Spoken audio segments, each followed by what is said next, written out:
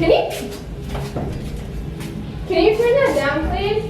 Like by a lot. Hey guys, welcome to the channel. Like, comment, subscribe. Do what you gotta do. I'm not a YouTuber.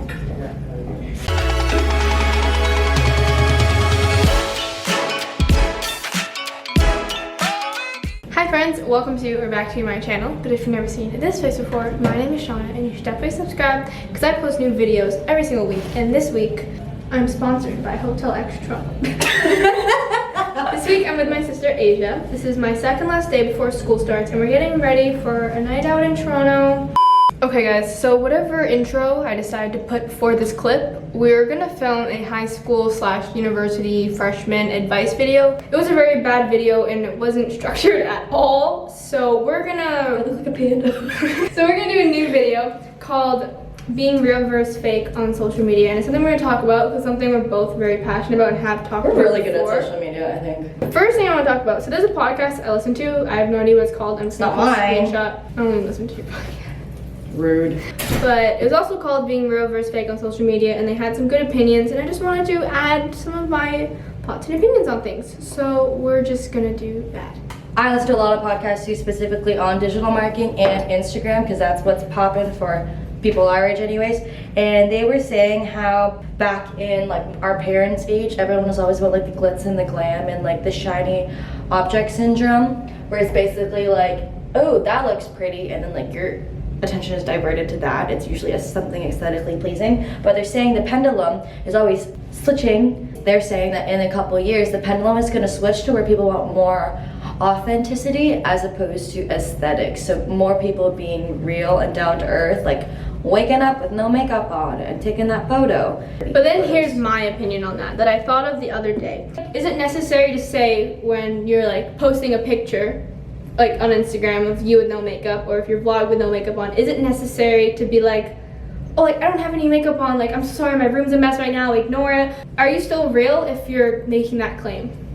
You know what that reminds me of? I made a post earlier about the pretty privilege and the whole like it's conceited in our society to be like, to take compliments of being pretty. You counteract that with self-deprecation, being like, oh, yes, like don't worry. There's like cellulite, or like look at this pimple, or like have you seen my pores? Like you basically combat that with flaws, but it's really like, that's not good.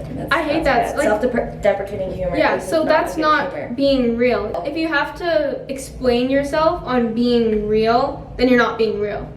What's the word? I did this on my podcast, like the imposter syndrome thing, where it's basically like happy people don't tell people they're happy. They just are happy. You know what I mean? Like confident people in a room don't have to tell people that they're confident. They don't have to prove that they're confident. They're just confident. So I find the people that do have the need to say that they're happy or confident are people that actually lack it.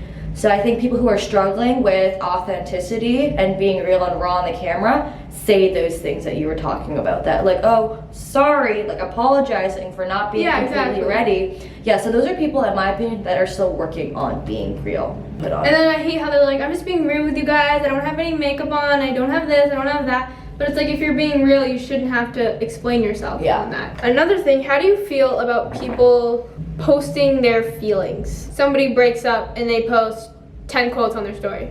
That's like you don't I've never need done a that man before, to feel but accomplished, or like work. Like there's some positive quotes that I actually really like seeing on people's stories that are like, you know, like work on yourself, put yourself first. But how do you feel it's like somebody breaks up and then their whole story is like black screen, like text, blah blah blah. Yeah. Or like can't trust fake friends, or like something like that. How do you feel? Okay. Well, I think there are many different sides to this. I used to be like, WTF? What are they doing? This is so petty. They're just attention grabbing. And then I thought about it, and I was like, we live in a day and age where people cope with things differently. Some people like to post things, you know, on social media about how they're feeling and what's in their life because that's their coping mechanism.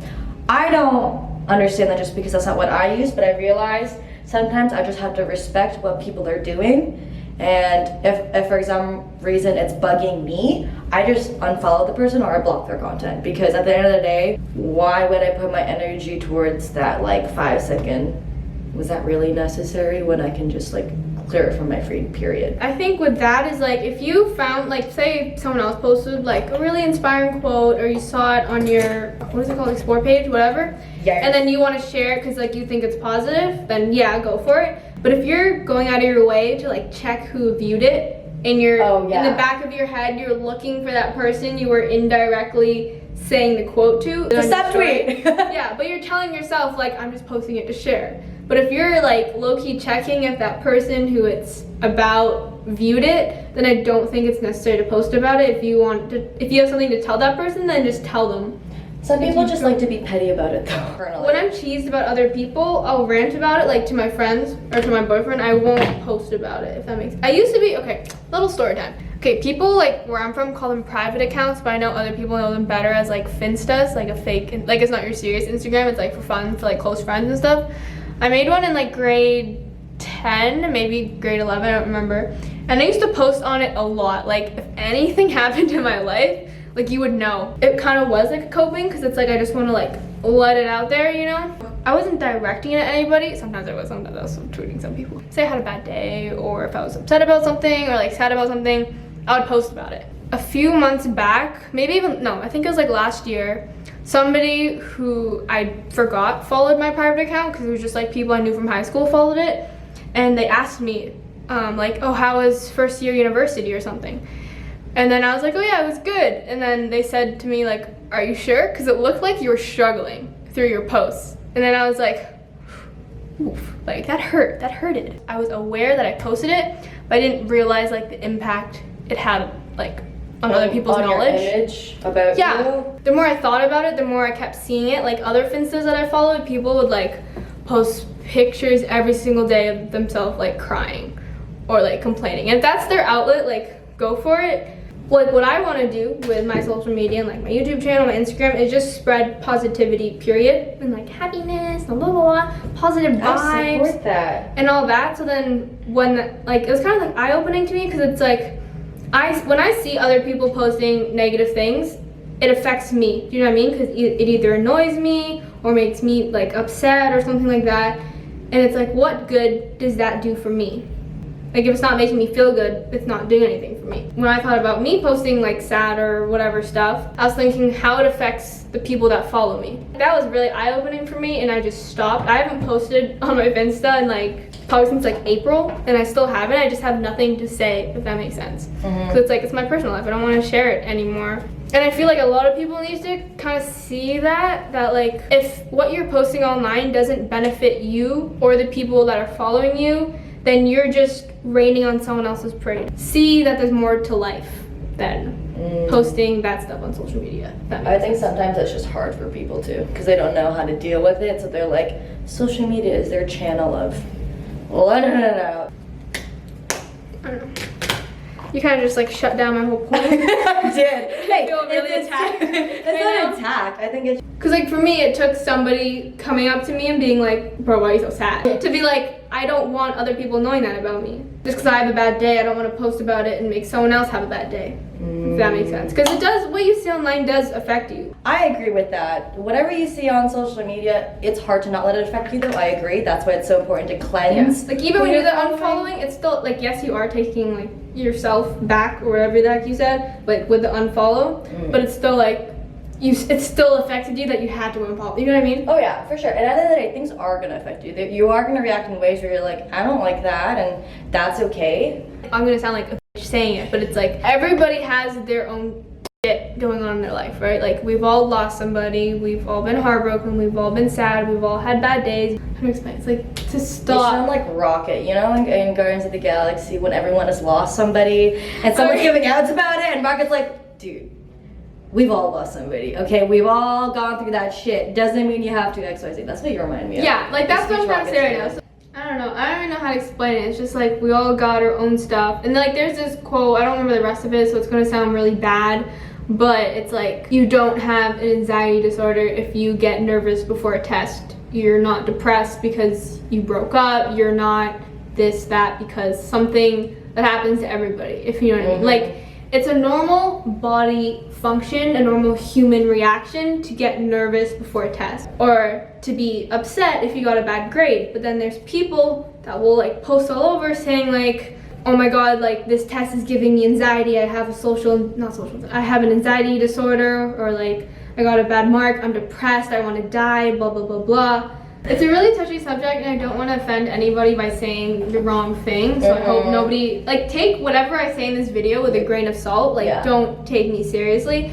But I feel like there's a lot of people, because of a lot of, like, YouTubers and influencers, whatever, famous people, that, what's the word, glorize? Would you glamorize like mental illnesses. Yeah. So like a lot of people. What's the movie? The show. It's the Netflix show. Yes, 13. Glamorize suicide. Yes, we're gonna talk about 13. My sister and I haven't watched the show though, so I feel like. Okay, so I've watched it, and I just want to say it is a good show. Like it is very important to like talk about mental illnesses, especially like to talk about it. And if you put it on a Netflix show, then teens and like that demographic is going to see it and learn about it, which is very important. Like I wish more productions like talked about that makes sense. But I do strongly believe it should not be a show. It's our natural reaction and natural habit to see ourselves in characters. You like music because you relate to it. You like movies because you relate to it. You like shows because you relate to it. In some way, shape, or form, you can relate to it, right? Because we see ourselves in characters, and that's how movies are made. Like, when a movie is made, it has a target demographic, and they want that demographic to see themselves in that character, in that show. Marketing 101. So. Yeah, like, that's the way movies are made. Like, I studied theater and film, I know it. Like, that's how you make a good movie, which is fine. Like, that's the way the world works. So with a show like 13 Reasons Why, I believe that it shouldn't have been a show. It should have been, like, a documentary or an informative video. Like, yes, to make it a Netflix series, that's how you grab more attention. But if you read the news about that, there was a lot of suicides and like... Really? Because of that movie? Yeah, and a lot of parents like even sued 13 Reasons Why and like Netflix. But I don't think it should have been a show because it is triggering for people, and it could potentially... It could impact them in their choices. Yeah. I haven't watched the show, so I can't give my full opinion on it. I do agree that you can see yourself strong. You can strongly see yourself through characters. Like, you do it through books even, right? Like, that's why you relate to certain characters. I know that's what I did too. Okay, I'm gonna tell this story that happened in elementary school, which, like, why I feel this way about 13 Reasons Why, but if you remember Amanda Todd, is that her name? Amanda Todd, yeah, that is. Okay, if you guys remember who Amanda Todd was, basically she made a YouTube video before she committed suicide. But basically she made a video, it was her with this piece of paper and like writing her story, and she posted it before she committed suicide. And it is good to be educated on that stuff, but I was in grade 7 when they showed that video. My teacher played it in front of the entire class, like played her suicide video. And yes, it's good to talk about it and like educate young teens about like going out for help and stuff. At the end of the video, there's like, she shows the pictures of her self-harm, and being 13, it's like, I didn't even know self-harm was an outlet, you know what I mean? Like, I didn't even know it was something people do. But that same year, 4 people got reported, not reported, but did self-harm after that video, after seeing that. Okay. Do you know what I mean? Because it's like the way you show things, it's like, it's eye-opening and it's good to get educated about it, but it's not, there's a right way to do it than showing it graphically, and because we see ourselves in other people. That's their safer way. They didn't really teach my school right, because there's people that I knew that like they did it because they saw someone else do it, if that makes sense. Yeah, that makes sense. So they thought like, oh, like I'm not feeling good, I'm feeling kind of depressed, this is what I have to do. And that age too, whatever you see, you were so easily influenced by. I think when you get older, you start to realize what may or may not work for you. But I think in grade 7, it's so easy for you to be like, oh, I'm gonna try this because this is probably gonna work for me, right? You don't think more in advance, and you're not as self-aware as you are when you're older. I feel like it's not overdone. I mean, it should always constantly be said, but the whole like, everyone's saying on Instagram's a highlight reel, their life isn't actually as perfect as it is on their feed. Yeah. My life is now what my Instagram story or Instagram photos are like. Every YouTuber who has to make an apology video.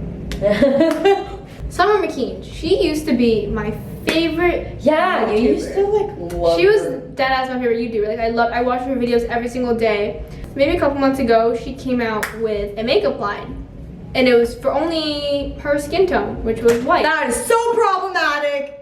Not really a fan anymore. And then last week, did she get backlash for that? Yeah, a lot. And then 2 weeks ago, her Finsta Finsta got exposed, and it was her drooling. She was being racist, making fun of fan edits, blah blah blah. Like she wasn't that pretty little white girl, like so cute that everybody loves. That's the tea, sis. In her apology video, she did the whole YouTuber white wall saying, I was in a dark place. And that is what I want to relate to like everybody in general, not just YouTubers or influencers, is that just because you're in a dark place is no excuse for treating other people or being racist or being disrespectful. Same thing for like saying if you have a bad day, doesn't mean you have to make someone else have a bad day. It's no excuse saying like, oh, I was not in a good place, so I'm gonna be disrespectful and that's okay. And it's not. And I feel like a lot of people use that nowadays, saying like, this happened to me, so I can be a bitch. I see what you're saying. I think there's definitely a way of venting about your feelings and then taking it out on other people.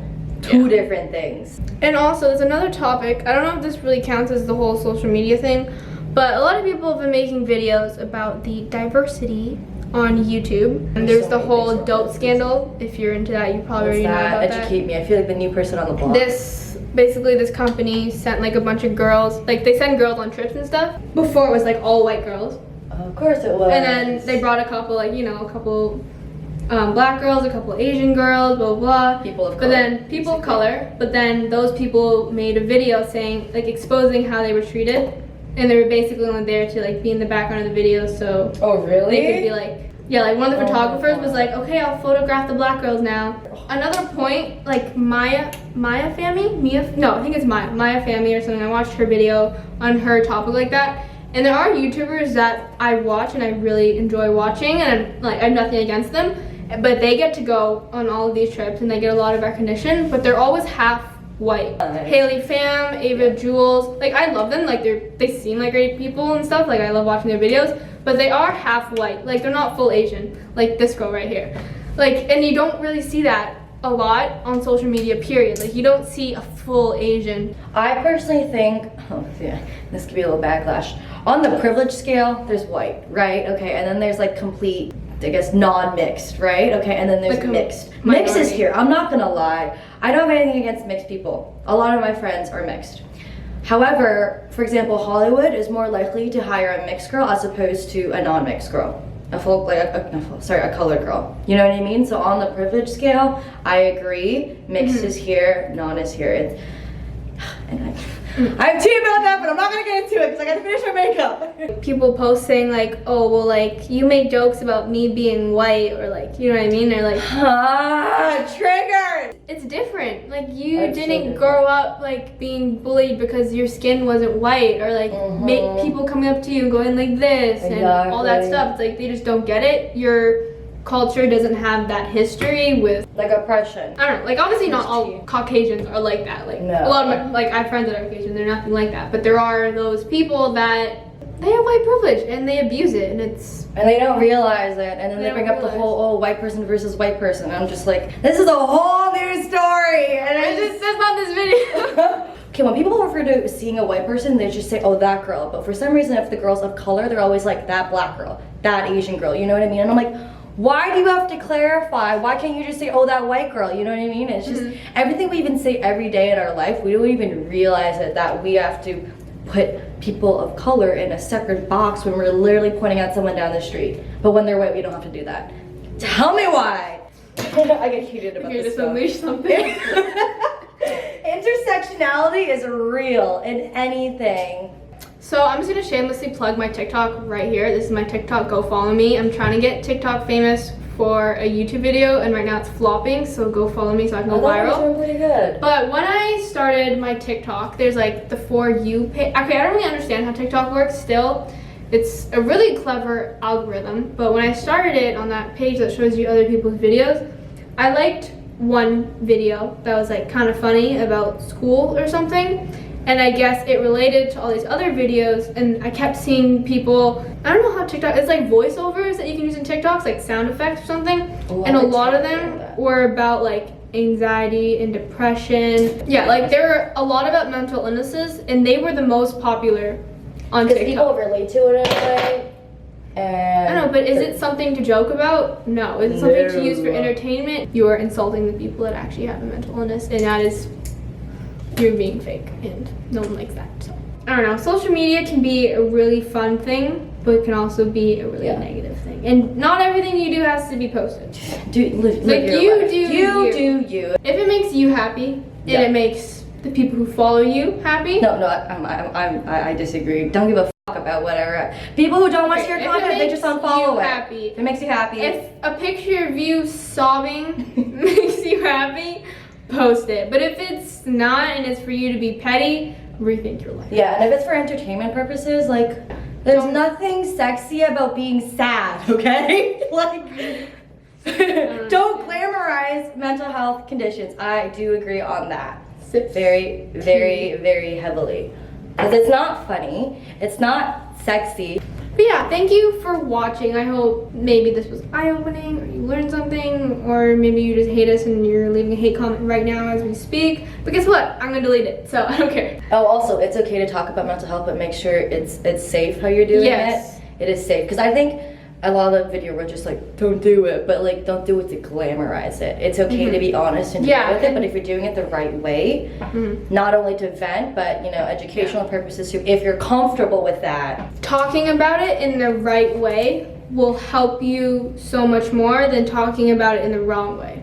You know what I mean? Like, say you are feeling something with your mental health, posting about it as a joke or to like get people to notice isn't the right way. Like, you want to talk to somebody who really cares, and you want to let someone know. That is what will hopefully help, and that is what will be a positive impact than posting about it as like a joke. Yeah, because if venting works for you, that's cool. But like Chaunna said, it's better to do it with someone that actually cares and is going to give you feedback and you know is going to be there for you. Whereas venting on social media, you're not going to get any feedback. You're not going to get feedback, and if you are, people are just going to like DM you and be like, are you okay? Are you okay? Are you okay? And it's like, you're not going to have the help the healthiest that way. you really need. Like if you're posting about it because you want a specific someone or anyone to message you and say like, are you okay? Like you want someone to ask if you're okay because that's what you need, go to somebody that can help. Talk to it can be a professional, parent, it can be a friend, a professional, a teacher, coach, whoever. Just if you want someone to ask if you're okay, do it in a more healthier way. That will help you, honestly. At the end of the day, we're not saying it just because for the benefit of other people looking at your feed, but for you specifically, this is better for you, we personally think, and healthier, in my opinion. But also take everything we say with a grain of salt. Yeah, that too. Like, I'm not saying like we're right, like this is the right way to own social media. This is just our own opinion, so don't think this is like a how-to. Yeah. It's just an opinion. Exactly. It's chit-chatty, get rid of It's an awareness too, I think, because not a lot of people talk about it, because some people in this generation are too scared to bring up these topics, and they're almost stepping on glass, right? No worries. They're almost stepping on glass about it, because they're like, if they say the wrong thing, oh, they're gonna offend someone. You know what I mean? And then at the end of the day, this is the tea that we have to share. But yeah, anyway, so I want to go eat my dinner now. So thank you for watching. I hope this helped in some way. It kind of got a little deep, but it's okay. You gotta talk about it to bring awareness. So. Alright, thank you guys so much for watching. I'll see you in the next one. And shamelessly plug my Instagram. Herself will be linked down below, whatever. Because I talk about mental health. That's why in an educational way. In my opinion, the way I do is healthy. You can have your own opinion, but I do talk about what we talked about though. But in my opinion, I don't think I glamorize it. Debatable on other people's ends, but grain of salt. Okay.